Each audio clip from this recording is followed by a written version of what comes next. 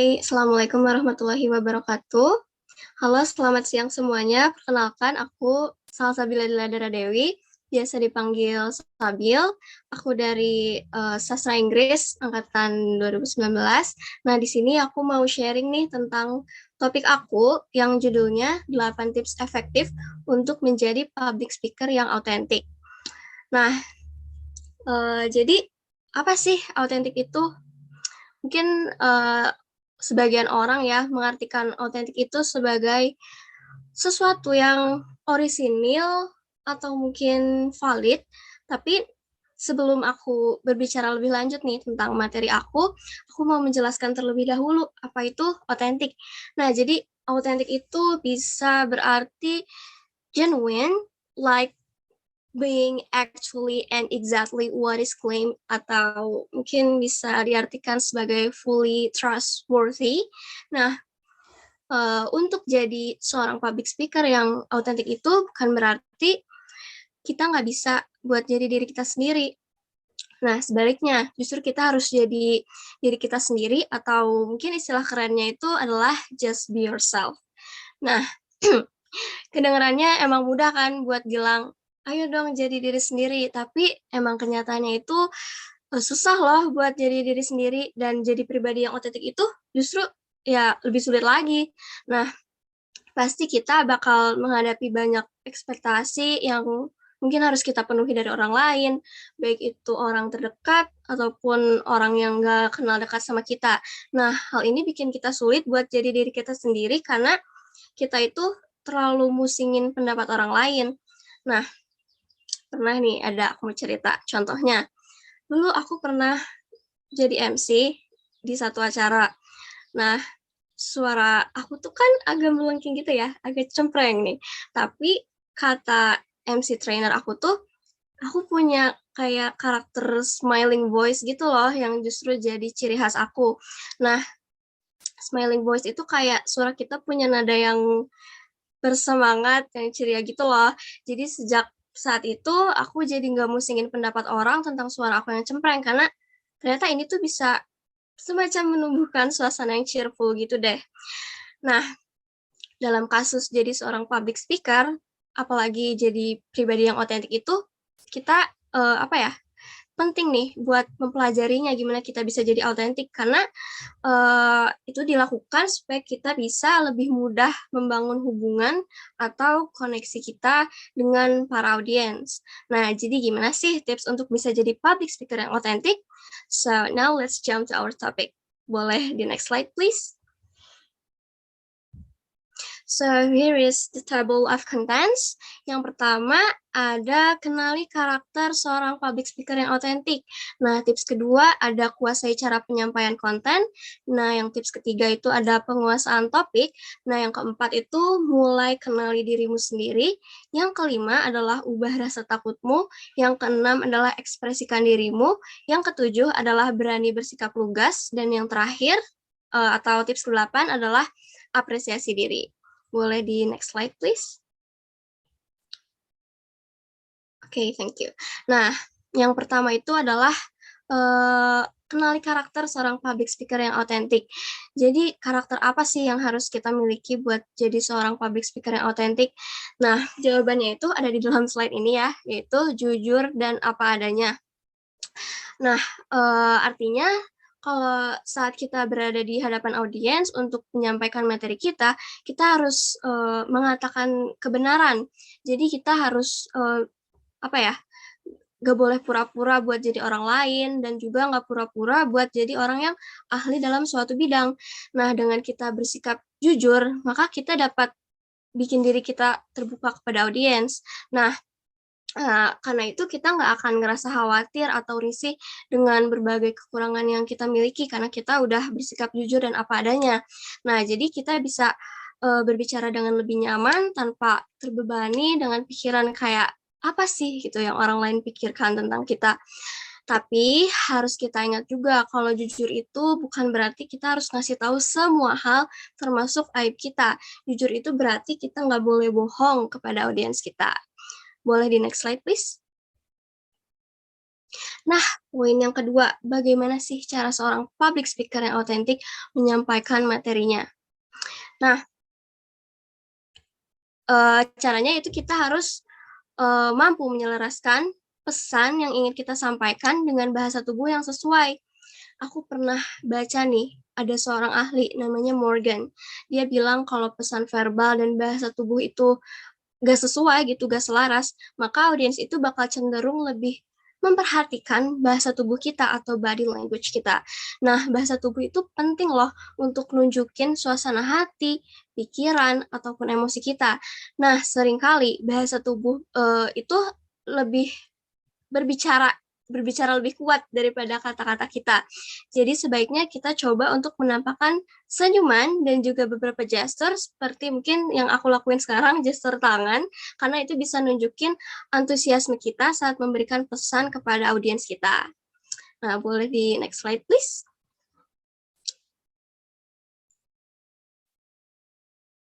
Oke, nah selanjutnya yaitu penguasaan topik. Karena topik kita akan jadi cerminan otentisitas kita.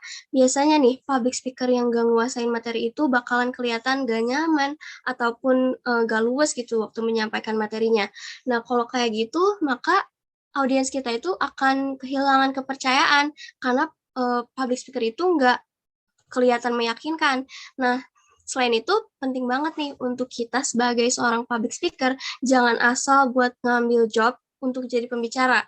Jadi misalnya nih, kita diminta buat jadi pembicara webinar dan kita itu gak nguasain topiknya atau bahkan gak familiar sama sekali dengan topiknya. Tapi kita tetap maksain nih untuk jadi pembicara di webinar tersebut karena pengen nambah pengalaman. Nah, sebenarnya pengen nambah pengalaman itu nggak salah, tapi seringkali kesempatan itu bikin kita terlihat jadi kurang kredibel di mata audiens. Nah, apa ya? Kalau kita emang benar-benar nggak tahu, maka nggak ada salahnya loh buat nolak daripada nanti kita sendiri yang mungkin ngerasa malu, ataupun ya kita sendiri ataupun audiens yang nanti nggak akan ngerasa puas dengan apa yang bakalan kita sampaikan. Nah, jadi kita tuh harus ingat kalau kita itu kan bukan manusia yang sempurna ya, yang bisa nguasain seluruh topik. Boleh di next slide, please. Oke, selanjutnya kita beranjak ke poin yang keempat, yaitu adalah mulai kenali dirimu sendiri. Nah, kata Aristotle, knowing yourself is the beginning of all wisdom. Jadi kemampuan kita untuk kenal sama diri kita sendiri itu adalah awal dari hadirnya kebijaksanaan yang ada di dalam diri kita. Nah, sebenarnya jenis kenalin diri itu ada dua loh, yaitu knowing yourself dan being aware of yourself. Nah, apa sih perbedaannya? Kalau knowing yourself itu lebih ke upaya kita buat tahu diri kita di permukaan. Jadi tentang apa yang kita lakuin atau kebiasaan kita. Jadi semua hal yang bersifat kelihatan nih, itulah permukaannya kita. Kalau being aware of yourself itu lebih mengenai ke sesuatu yang gak tampak. Contohnya pikiran kita, sikap kita, kepercayaan kita, atau bahkan imajinasi kita. Nah, kita juga harus belajar nih, gimana sih untuk melihat dan sadar diri kita itu seperti apa, dan ngelihat secara objektif ke dalam diri kita sendiri. Nah, kita juga harus secara ikhlas dan positif menerima kualitas diri kita yang sesungguhnya. Nah, tapi buat apa sih kita harus aware sama diri kita sendiri? Yaitu untuk memperbaiki kekurangan kita supaya kita bisa berkembang ke arah yang lebih baik. Nah, boleh di next slide, please. Alright. Selanjutnya yang kelima adalah ubah rasa takutmu. Seringkali kita itu ngerasa kayak takut gagal, takut ditolak, takut kecewa, atau bahkan takut nih sama penilaian orang lain. Tahu gak sih hal itu bisa berdampak ke diri kita sendiri loh, karena kita terlalu takut, kita mencegah diri kita buat mengekspresikan diri secara lebih autentik. Nah, sebenarnya ada sih cara yang bisa kita lakuin buat mengurangi rasa takut. Caranya yaitu lebih percaya kepada kemampuan diri kita sendiri. Karena kalau kita aja gak bisa percaya sama diri kita sendiri, gimana orang lain bisa percaya sama kita. Nah, terus sebenarnya rasa takut ini penting loh buat bikin kita lebih sadar sehingga kita bisa berubah jadi lebih positif. Jadi maksudnya mengubah rasa takut itu adalah lebih ke kenal paham, mengakui, menerima, dan ngegunain rasa takut itu sebagai alat kita buat menjadi pribadi yang lebih baik. Karena dengan lebih kenal rasa takut, gimana ya, kita bisa coba buat nanti mikirin gitu, gimana sih dampak positif yang nanti misalnya kita bakal terima gitu kalau kita lepas dari rasa takut itu. Nah, mungkin boleh di next slide, please.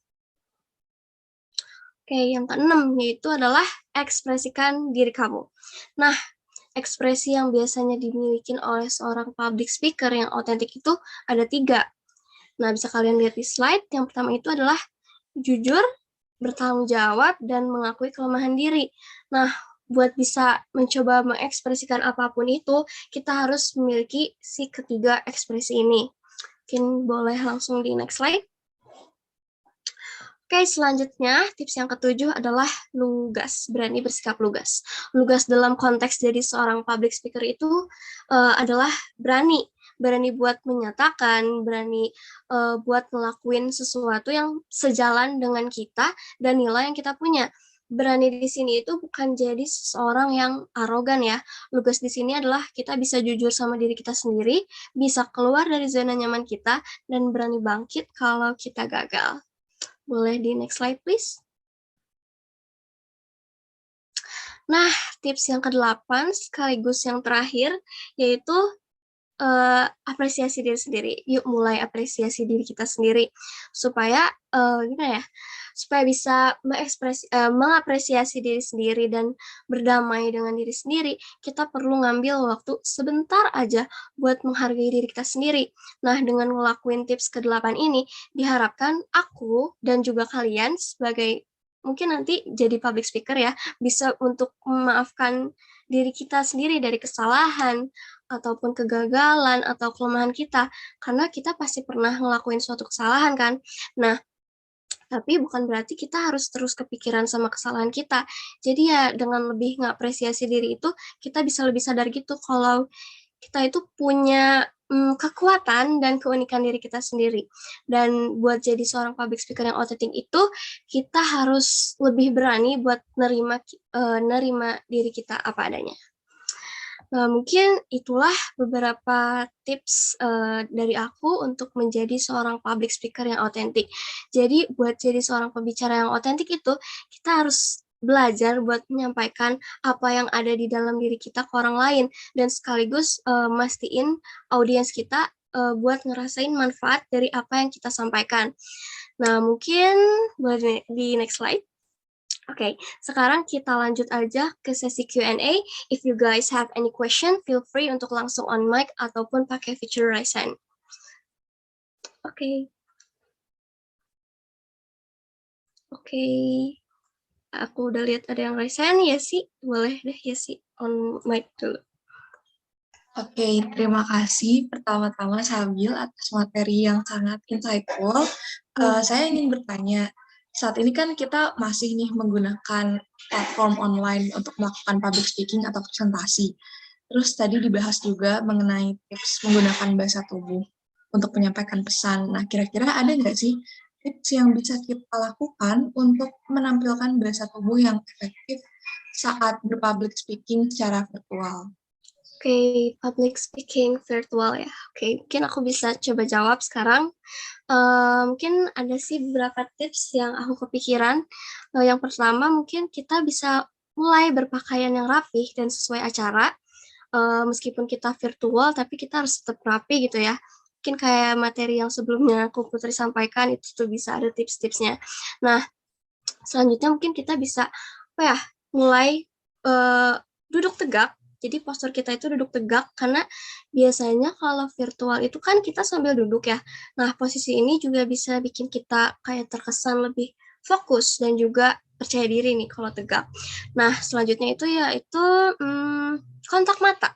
Karena gimana ya, kontak mata itu bisa bikin kita menjalin hubungan yang lebih dekat dengan audiens kita nih. Ini supaya kita bisa ngelakuin kontak mata yang baik waktu ngelaksanain presentasi virtual, mungkin kita bisa sesuaikan muka kita buat sejajar dengan layar screen kita gitu, baik laptop ataupun mungkin HP.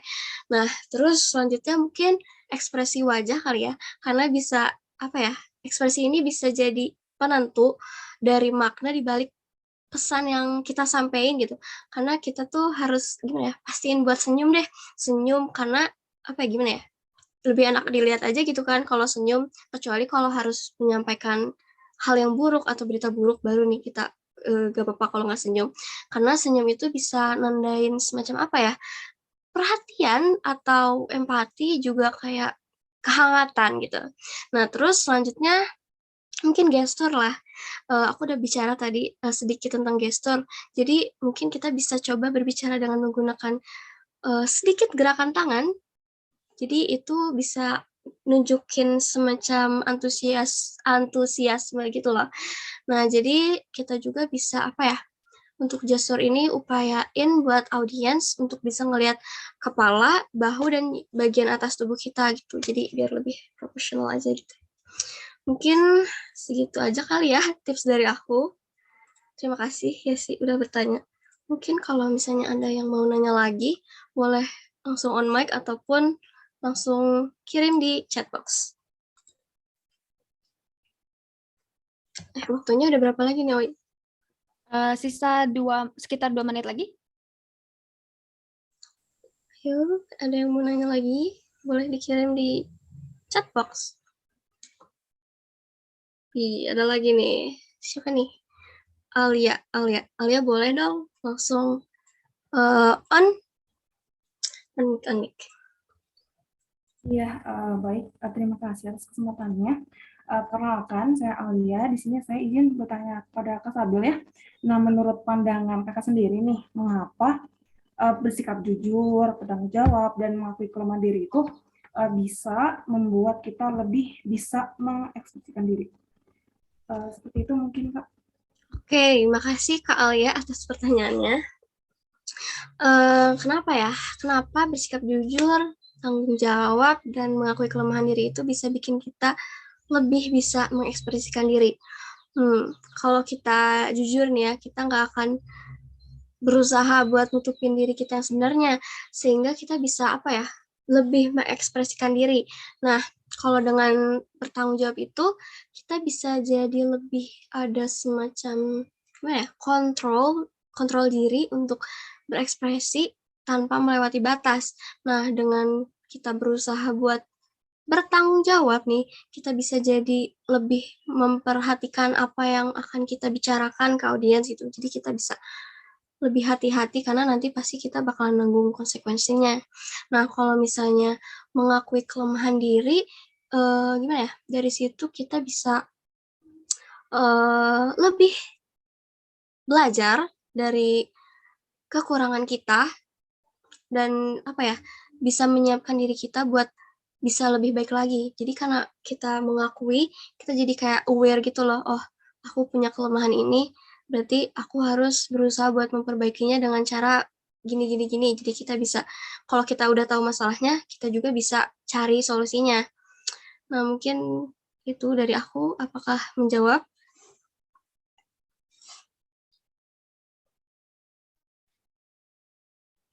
Sudah sangat terjawab ya, Kak.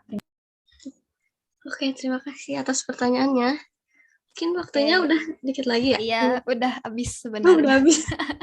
Oke, terima kasih Kak Salsabila atas pemateriannya dan juga jawabannya tadi yang sangat informatif ya.